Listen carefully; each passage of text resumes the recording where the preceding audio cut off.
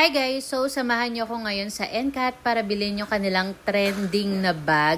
At ito na nga, namimili ako kung ito yung kukunin ko. And i-prepare ko lang siya ng mga keychain. So, ano kaya ang bagay? And then, ito rin yung isang pinagpipilian ko para siyang waffle bag.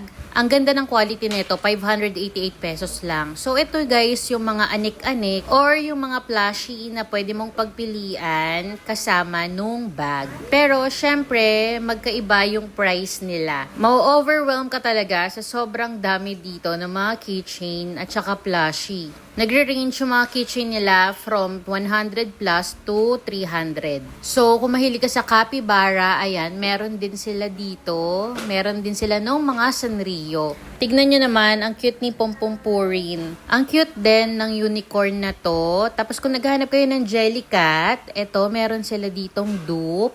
At ito na nga, yung